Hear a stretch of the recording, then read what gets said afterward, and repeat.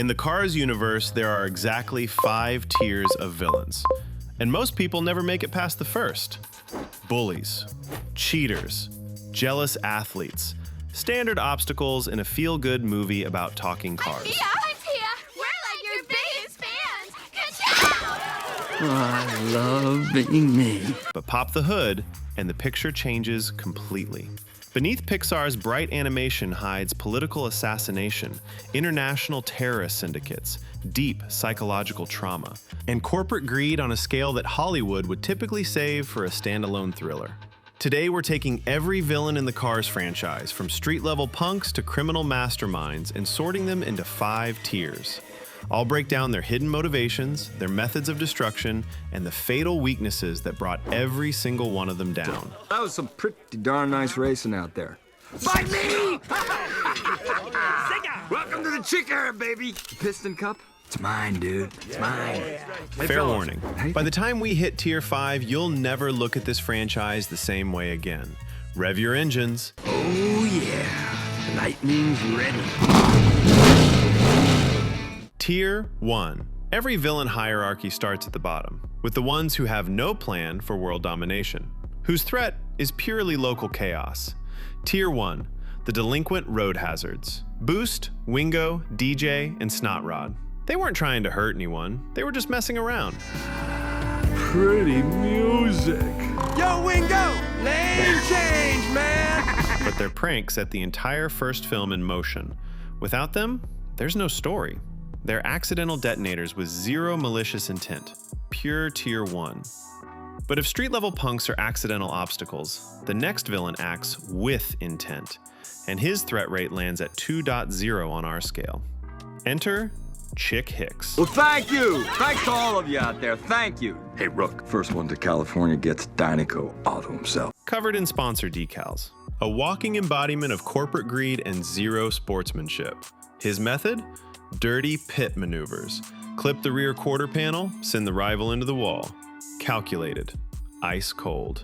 You look at him and think, just a toxic loser. A jealous also ran. A stock antagonist from a sports movie. But stop. According to the canonical Cars comics, Chick was completely different as a kid. Empathetic. He genuinely wanted to help broken down cars. A normal kid with a good heart. His father broke him. A brutal, obsessive figure who spent years hammering one idea into his son's head: win at any cost. He humiliated him, crushed him, rewired his entire psyche. The hunger for the Piston Cup isn't sporting ambition, it's a neurosis, a desperate attempt to silence his father's voice inside his own head. And here's the tragedy. Chick genuinely believed that a chunk of metal shaped like a trophy would automatically earn him the crowd's love. The love he was denied as a child. But by destroying the legendary strip weathers in front of millions, he made a fatal miscalculation. He physically won the race and lost everything else. In the end, he stands on the podium, alone. Despised by the entire world. Legacy is earned through honor, not treachery. Chick never figured that out. But his destructive potential was strictly limited to the racetrack. Yeah! Now that's what I'm talking about. Hey, how come the only one celebrating is me, huh? So what happens when we step into territory where the villains aren't playing sports games, but playing with lives? Tier 2. Welcome to the part of the franchise where the cars start killing people. Tier 2 belongs to Grimm and Acer from Cars 2. At first glance, classic comic relief henchmen, bumbling idiots, glorified sidekicks. But let's not forget, these two coldly torture and execute an American spy on screen. For a Pixar film, that's an unprecedented level of brutality. They're funny, and they're genuinely dangerous. That combination is more unsettling than either alone. Tier 3, but every henchman answers to someone, and the one giving the orders pushes our scale to Tier 3, the level of pure sadism. Professor Zundap, chief engineer and executive director of an international terrorist organization.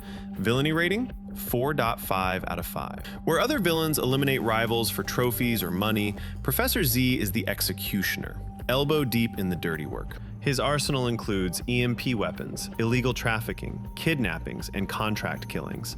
He personally watches the torture of an American intelligence operative with cold, academic detachment. But why?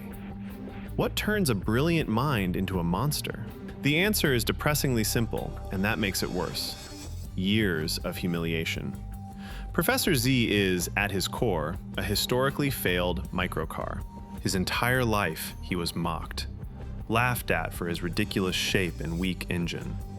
He absorbed that contempt for decades until it curdled into sadism. Now he derives physical pleasure from deciding which sleek, modern cars get to live and which ones burn. But every tyrant has a vulnerability, and his is pathetically mundane. He's completely dependent on his technology. The moment his remote misfires, the entire terrifying facade dissolves. Strip away the gadgets, and he becomes exactly what he always was: a small, frail, cowardly car incapable of a fair fight. Tier 4. If Professor Z is about physical violence, the Tier 4 villain operates with far more precision. He's not a mob enforcer, not a terrorist. Every single move he makes is completely legal, entirely within the rules of sport. And somehow, that makes him more disturbing. Jackson Storm. You have no idea what a pleasure it is for me to finally beat you. Oh, thanks. Hang on, did you say meet or beat? I think you heard me.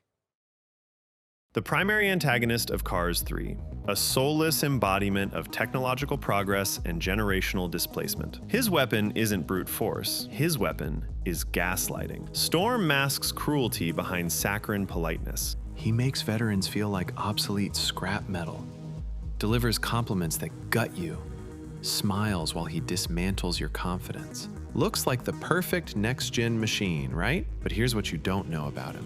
Dig into the extended lore and a shocking detail surfaces. Storm never intended to race in the real world. He was a hothouse esports athlete, a simulator champion, a guy who had never smelled real asphalt. He was forced into actual racing. Influential businessman Axel Biggs blackmailed him, threatening to permanently bury his virtual racing career. Dropped into the real world, Storm panicked and began compensating for that fear through toxic egotism. That's his fundamental weakness. Storm is dominant precisely as long as the race unfolds according to pre-calculated mathematical projections. But the moment Cruz Ramirez executes an illogical, old-school move, a wall flip, his entire psychological armor shatters. No quantum simulator in existence can model human inspiration. Storm was an algorithm on the track, and the algorithm lost to a living heart. But what if the sport itself, the racers, and their entire legacy became nothing more than a line item in a spreadsheet? At Tier 5, the final tier, you face a villain who won't compete with you.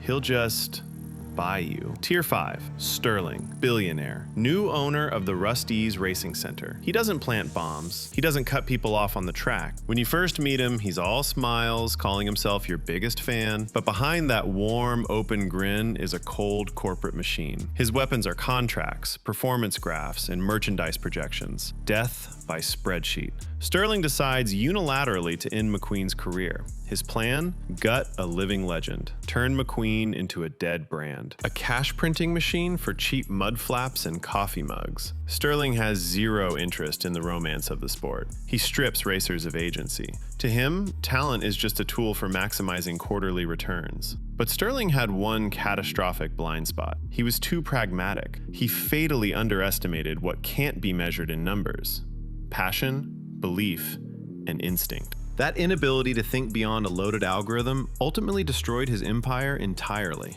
Okay, we've covered everyone. Street punks, sadists, cyberbullies, and greedy executives. But hold on, we missed someone. Someone whose threat level blows straight through the ceiling of our 5-point scale. Secret tier, the shadow leader, Sir Miles Axelrod. And then you gave me one last shot. I hope you win today. You show the world that they've been wrong about all in all. He shifts the scale of threat from the racetrack to the arena of international geopolitics, mass terrorism, and global energy monopolies. Unquestionably the most dangerous, intellectually sophisticated, and ruthless villain in the entire franchise. His public image is immaculate. visionary, philanthropist, creator of clean alternative fuel, the prototype of a man of the future. But that blinding mask conceals an unprecedentedly vengeful sociopath. Axelrod orchestrated a global false flag operation. His plan? Make the entire world lose faith in alternative energy. His method? Mass on-air explosions of racing cars, broadcast live. His goal? Trigger global panic and drive humanity back into oil dependency. Return the market to those who profit from that oil. Where Sterling fires his competition Axelrod, coldly orders their executions. But why would a British aristocrat become the head of a cartel built from outcast lemons? Because historical revenge is his primary engine. At his core, Axelrod is himself a lemon, one of the worst engines ever produced. He endured decades of humiliation from elite society and weaponized that pain into something so destructive it outwitted global intelligence agencies for years. His genius plan collapsed due to two fatal weaknesses. First, a mechanical defect he couldn't hide. His old engine leaked oil constantly, physically impossible for an electric car. That's what exposed him. Second, plain animal cowardice. The moment his own life was on the line, the cold mafia boss instantly became a trembling egomaniac. He deactivated the bomb with his own voice and publicly confessed to leading the syndicate. Basic self-preservation instinct erased decades of brilliant planning in a single second. Which villain from this list do you find the most unsettling? Did I underestimate anyone?